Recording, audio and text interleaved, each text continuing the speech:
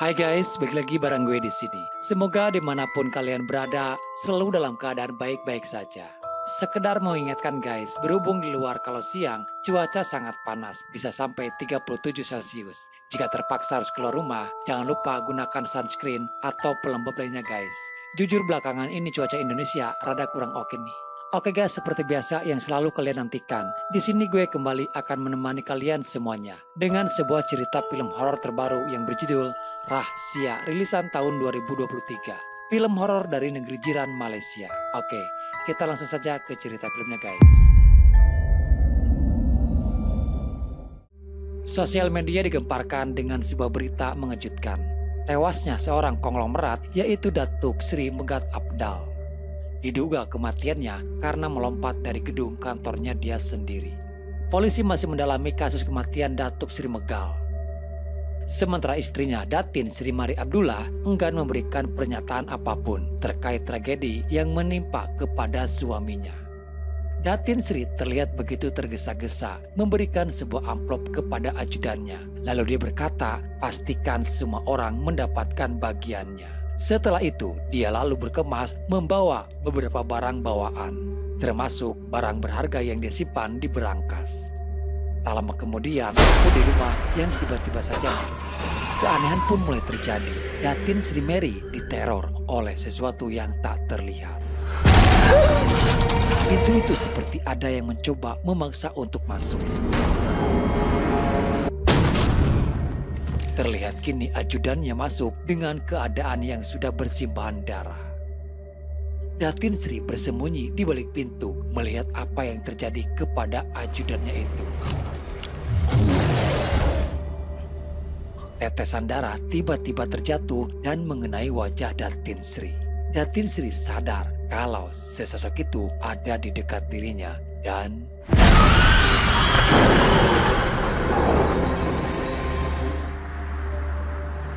Cerita beralih kepada keluarga Ramlah bersama Ramdan suami dan kedua anaknya.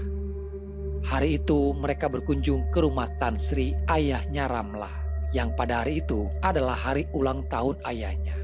Di sebuah rumah besar yang hanya dihuni oleh ayahnya Ramlah bersama tukang kebun yaitu Pak Soleh. Bertemulah mereka berdua dengan ayahnya.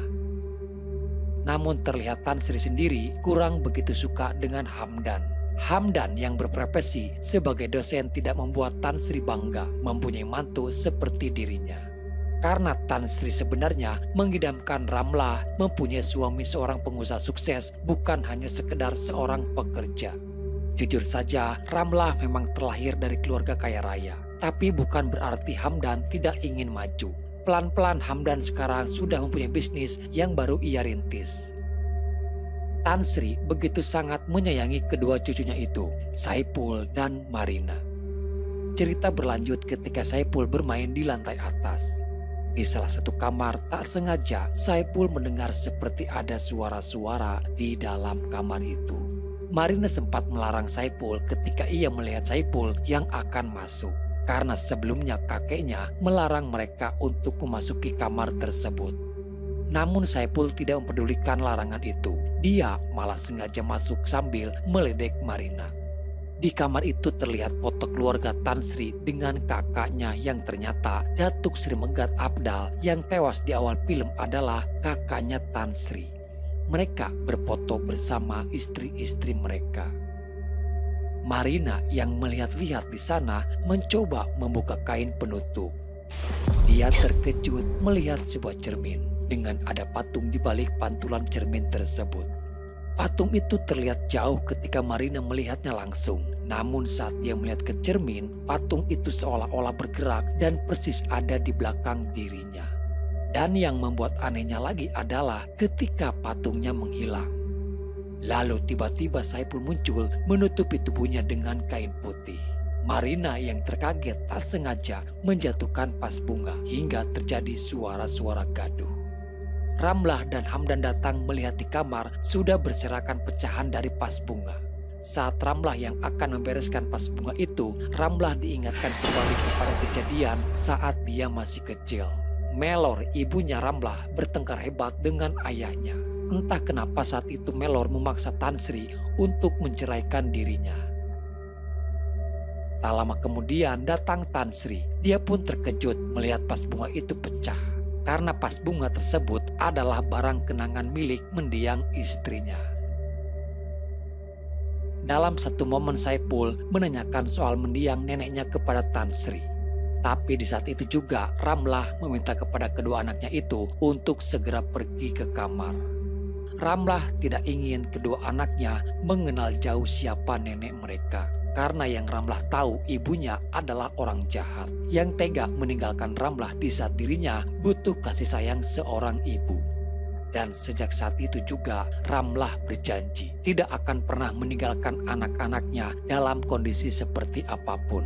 Ramlah tidak ingin kedua anaknya mengalami rasa sakit hati seperti yang dialami oleh dirinya terdahulu. Di salah satu kamar, Marina tidur bersama dengan Saipul. Di sini keanehan terjadi kembali, di mana Marina melihat kursi itu bergoyang sendiri. Namun lagi-lagi Saipul datang membuat Marina terkejut. Saipul tahu kalau kakaknya adalah seorang yang penakut. Dia memberikan tolki-tolki kepada Marina. Saipul berkata dengan tolki-tolki itu Marina bisa memanggil dirinya jika Marina sedang dalam ketakutan. Sini. Di keesokan pagi mereka semuanya liburan ke pantai yang tak jauh dari rumah. Hamdan bersama Saipul jalan-jalan di tepian pantai. Saat itu Saipul merasa seperti ada sesuatu yang menarik perhatiannya. Hamdan yang sibuk dengan handphone tak terlalu menanggapi Saipul. Sesosok itu menampakkan diri di hadapan Saipul. Dan tiba-tiba saja Saipul kini sudah berada di atas batu yang tinggi. Sementara terdengar suara jeritan dari Marina.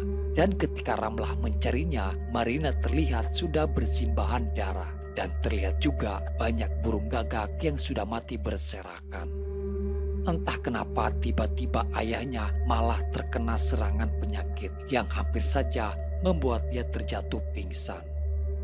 Di saat bersamaan Ramlah melihat Saipul dari kejauhan berada di atas batu yang tinggi. Hamdan yang dari tadi sibuk menelepon seseorang tak sadar kalau Saipul sudah menghilang. Ramlah sempat melihat ada sesosok wanita berada di belakang Saipul. Dan seketika itu juga Saipul langsung menghilang. Ramlah berteriak keras berharap Saipul ditemukan lagi. Namun sampai pada malam hari Saipul tak kunjung bisa ditemukan. Hilangnya Saipul langsung ditangani oleh pihak dari kepolisian. Hamdan merasa sangat bersalah atas hilangnya Saipul. Andaikan saja dia tidak menerima telepon itu, mungkin ini tidak akan terjadi. Ramlah memasak makanan, mungkin saja nanti malam Saipul kembali. Dia juga sengaja tidak tidur dan membuka pintu rumah, berharap Saipul pulang. Namun terdengar suara gaduh di dalam rumah. Suasana terasa mencekam pada malam itu. Ramlah memberanikan diri untuk melihat ada apa di sana. Teror terjadi ketika lampu rumah yang mati.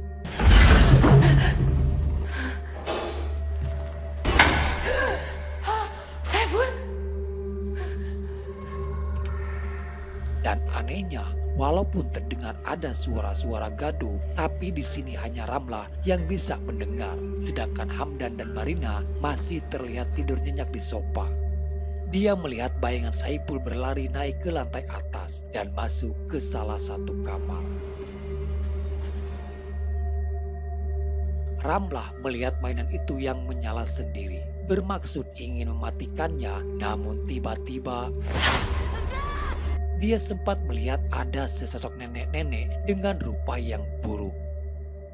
Tak lama kemudian, Hamdan datang menyadarkan kembali Ramlah. Ayahnya yang tiba-tiba jatuh sakit dan kini dia harus dirawat inap di rumah sakit. Karena baru diketahui selama ini ayahnya mempunyai penyakit anemia. Bahkan penyakit tersebut sudah sangat parah. Tak lama kemudian datang Pak Saleh. Pak Saleh sendiri merasa heran kenapa tiba-tiba Tan Sri mendadak sakit. Karena sebelumnya Tan Sri sehat-sehat saja. Ramlah lalu meminta bantuan kepada Pak Saleh untuk dicarikan seorang ustadz. Dan semenjak saat itu, kejadian-kejadian aneh mulai dirasakan oleh Ramlah di rumah. Ramlah memutar sebuah kaset rekaman kenangan dia saat bersama kedua orang tuanya. Bayangan itu terus muncul memperlihatkan Ramlah ke masa kecilnya. Terlihat ibunya menuliskan sesuatu di dalam sebuah buku aneh bergambarkan iblis. Lalu terdengar suara pintu lemari yang digedor. Dan tiba-tiba saja sesosok tangan menarik Ramlah dari arah bawah lemari. Ramlah mencoba menghindar untuk kabur dari sana. Namun pintu yang tiba-tiba tertutup dan terkunci. Ramlah mulai panik. Tak berhenti, dia terus mencoba untuk membuka pintunya. Tapi alhamdulillah dia berhasil keluar. Dan kini dia melihat Marina sedang terduduk di kursi goyang. Terlihat Marina memakan burung gagak itu dan berkata kalau dia sedang lapar. Ramlah dihantui oleh sesosok Marina yang sudah bertingkah aneh. Tapi pada kenyataannya itu hanyalah halusinasi Ramlah saja. Di keesokan hari, Ramlah yang meminta kepada Pak Soleh mencarikan ustadz. Namun yang dibawa Pak Soleh malah seorang dukun. Pak Soleh lebih percaya kepada dukun daripada dia meminta bantuan kepada seorang ustadz. Melihat Marina yang ada di sana, Ramlah meminta dia untuk kembali masuk. Karena ini bukan sebuah tontonan bagi anak kecil.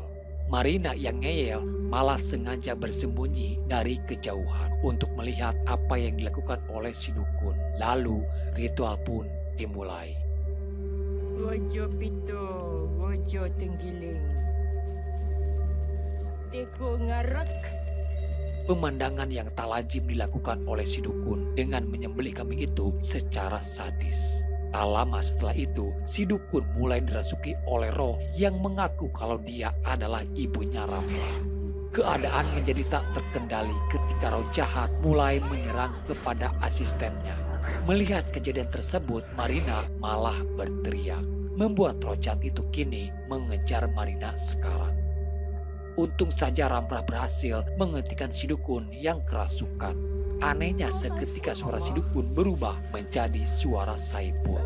Ramlah percaya saja kalau itu adalah rohnya Saipul. Tapi ketika roh itu berkata, biarlah emas saja yang akan menjaga Saipul.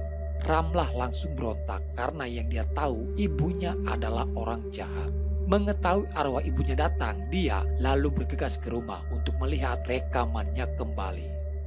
Dengan teliti dan memutar balik, dia melihat kepada ibunya. Dan Ramlah melihat sebuah kalung yang dipakai oleh ibunya itu.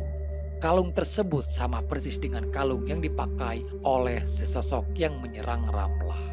Ramlah berpendapat kalau gangguan yang belakangan terjadi itu karena ulah arwah ibunya. Termasuk dia juga yang telah menyembunyikan Saipul. Dugaan tersebut diperkuat karena Ramlah ingat ketika ibunya pernah menuliskan sesuatu di dalam kitab iblis. Ini tanda. Sumpah, hidup Abah takkan aman. Sebab tu ke? Sebab tu dia culik Saiful.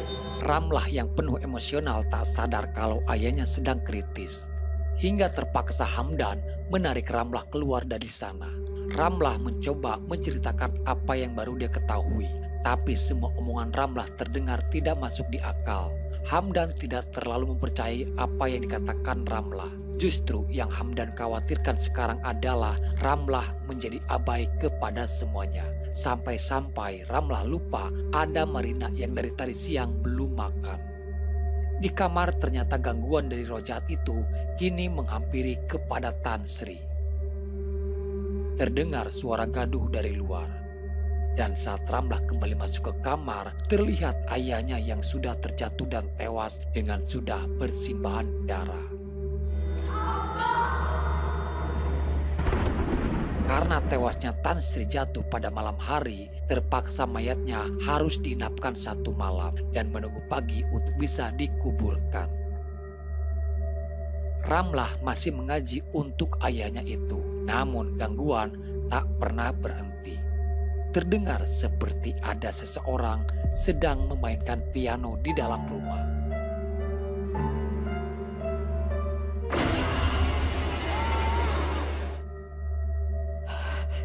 berhenti sampai di situ saja.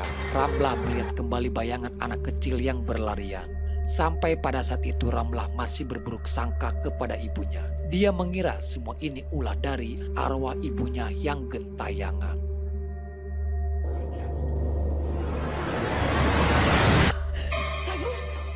Pulangkan anakku.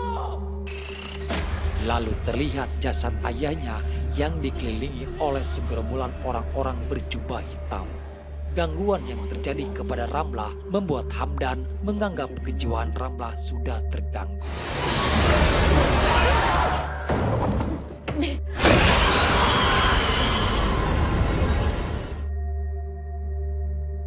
Tak hanya kepada Ramlah saja, gangguan dari roh jahat juga terjadi kepada Marina. Marina terlihat begitu sangat ketakutan ketika Ramlah mencoba mendekatinya. Dalam penglihatan Marina, dia melihat roh jahat itu ada di pojokan tangga. Lalu ada sesuatu yang menarik Marina. Ramlah terus berusaha mengejar dan mencoba membuka pintunya. Dalam penglihatan Ramlah, Marina seperti tenggelam di dalam bathtub yang berisi air. Dia lalu segera menolong Marina di sana. Namun pada kenyataannya, Ramlah sendiri yang sedang menenggelamkan Marina di sana. Untung saja Hamdan datang di waktu yang tepat. Ramlah sendiri baru tersadar apa yang barusan ia lakukan kepada Marina. Kini Hamdan menjadi takut dengan Ramlah. Dia lebih memilih membawa pergi Marina dari sana. Di saat bersamaan, polisi yang menangani kasus hilangnya Saipul, mereka menunjukkan baju bekas Saipul yang mereka temukan di pinggiran pantai. Polisi menduga kalau Saipul kemungkinan besar sudah meninggal dunia.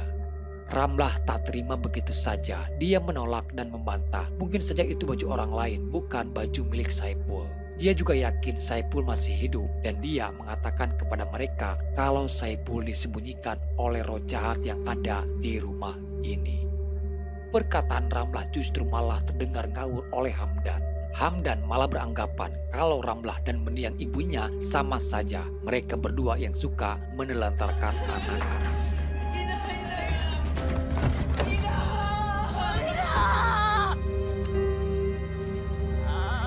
Kini Ramlah tinggal seorang diri di rumah itu.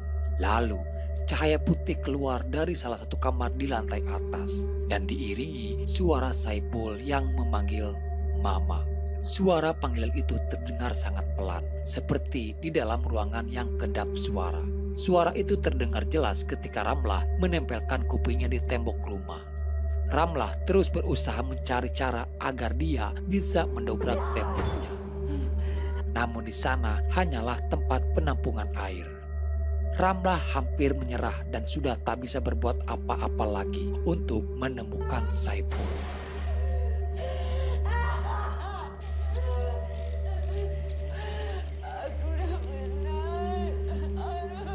Sampai-sampai dia tak sengaja mengetuk sebuah kayu yang ada di dinding. Dan ternyata itu adalah sebuah jalan yang menuju ke gudang atas. Di jalan Marina akhirnya berterus terang kepada ayahnya kalau ibunya tidak sakit dan tidak berbohong. Karena Marina sendiri juga melihat adanya sesosok roh jahat itu ada di dalam rumah.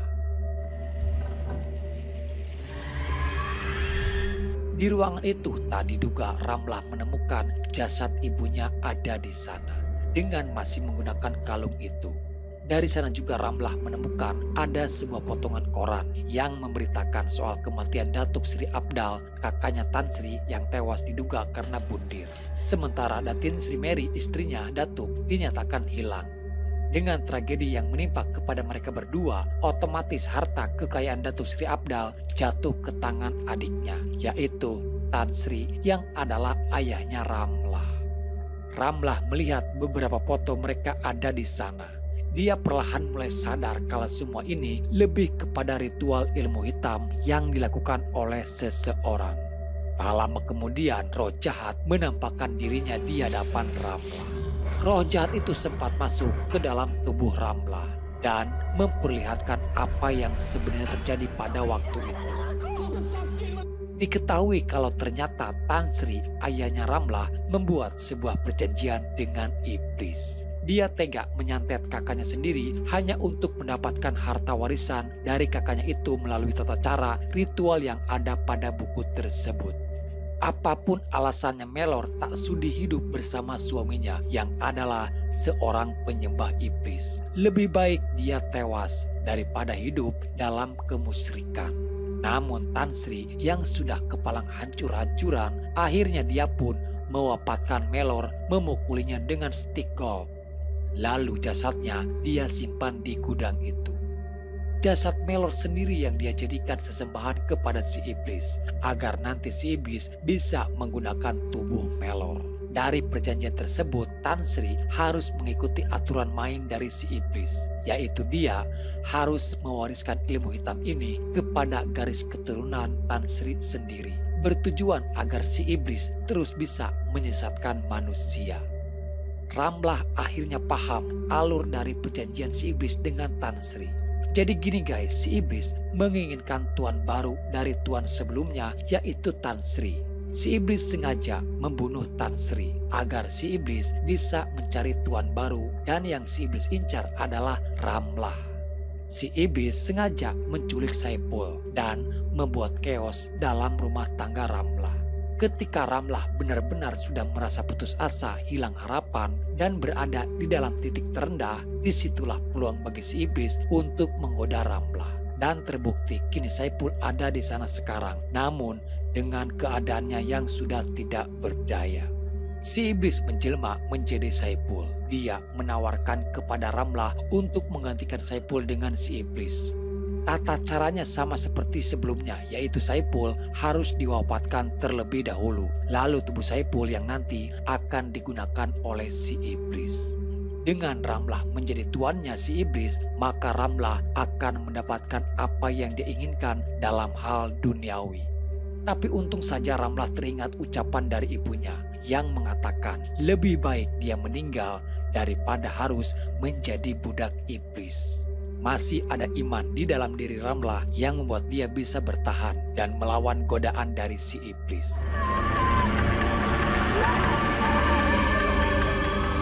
Dan memang benar saja, semua itu hanyalah tipu daya dari si iblis. Tak lama kemudian Saipul pun tersadar kembali. Di waktu bersamaan, Hamdan bersama Marina datang kembali untuk menolong ibunya.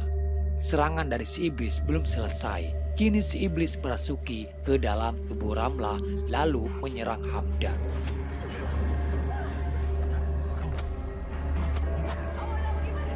Sehebat apapun iblis menggoda mereka, tapi Ramlah masih tetap dengan iman di dadanya.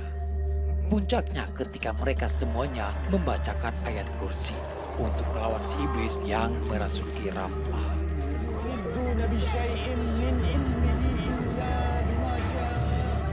Ramlah berhasil terlepas dari belenggu si iblis. Lalu mereka semuanya bergegas pergi dari sana.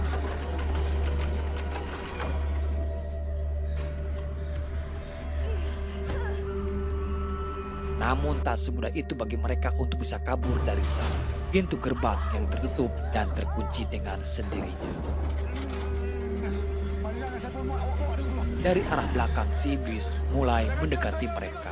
Hamdan menyuruh Ramlah bersama kedua anaknya pergi terlebih dahulu melalui celah dari pintu gerbang. Sementara Hamdan mencoba mengangkat pagar besinya. Sayang, Hamdan tak sempat untuk bisa menghindar. Malah kini si iblis merasuki ke dalam tubuh Hamdan dan mengarahkan dia untuk melakukan bundir. Hamdan tewas dengan tubuhnya tertusuk pagar.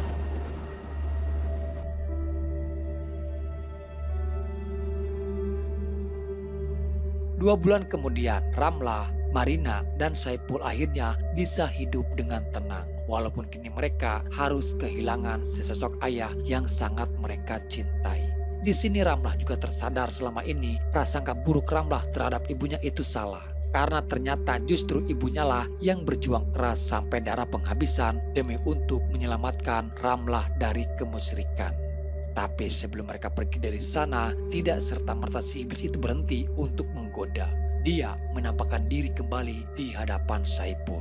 Lalu akhirnya di sini film pun selesai. Oke guys, jadi itulah alur cerita filmnya. Buat Mimin sendiri, film ini layak untuk kalian tonton guys. Karena dari segi alur ceritanya yang mudah dimengerti. Cocok untuk menemani di waktu luang kalian. Mungkin sampai di sini dulu ya guys ceritanya. Sampai jumpa di video selanjutnya. Salam dari admin dan bye-bye.